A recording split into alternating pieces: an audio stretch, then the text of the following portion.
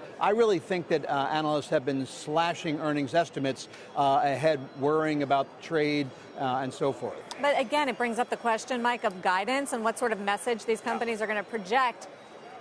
How much clarity do you think they have in the future to project earnings so that we don't start to bake in an earnings recession? Yeah, 2 quarters of down That's right, Sarah. 2 or 3. I mean, the question is how much clarity they kind of believe they have, right? We never know how much clarity they actually have, but basically what they're willing to assert about the coming quarters. Here's why I think it's crucial. The market is acting as if it's willing to look right through those first quarter numbers that Sam was describing there. And now that'll be the test if that's the case. Why are we willing to look through them? Because the forward 12-month estimates now include a big comeback in the second half of this year, and even depending on how you measure it, the first part of 2020. So that's why the market doesn't look even more expensive, because the forward estimates bake in this pretty good inflection positive. That's why I think it's probably going to be a lot of back and forth, noisy. Someone's going to miss and guide down, and it's going to bring a sector down. The next day, someone's going to beat, and it's going to seem like everything is fine. That's how earnings season tends to go, and we're entering it at a high. Oil at its highest level in 5 months amid U.S. sanctions and OPEC cuts. The oil cartels pledge to withhold about 1.2 million barrels of oil per day this year, up 2% over 64. Sam, what's your take on this latest run-up in oil prices?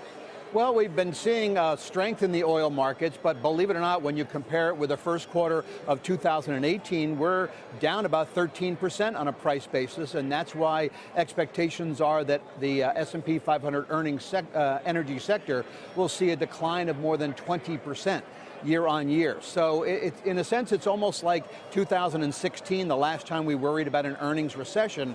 Take out energy and, oh, by the way, take out materials as well. And we're looking at actually a pretty strong first quarter. So really, it's like taking Boeing out of the Dow. Without that, the Dow would have been in positive territory. I mean, you've been looking, Mike, at the divergence between energy stocks and oil prices. Today, the stocks actually got a bid, but yes. I assume it's because of what Sam's talking about.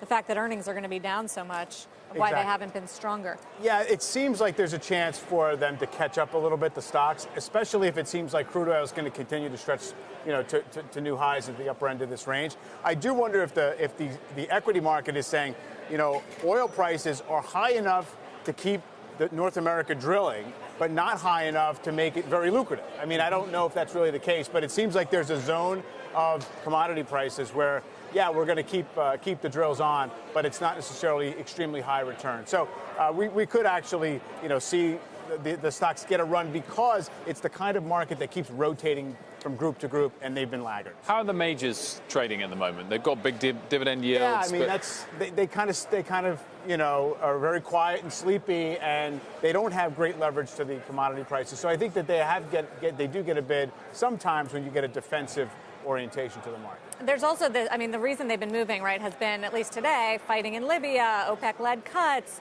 U.S. sanctions against Iran and Venezuela.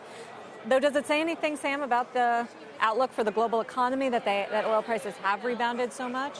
Well, if we're looking at the uncertainty, the tensions in the Middle East and so forth, I think that's more a reflection of supply disruption rather than a demand fall off. So I would tend to say that the demand expectations have pretty much already been built in, and now the question is how much uncertainty regarding tensions will continue to provide support to oil prices.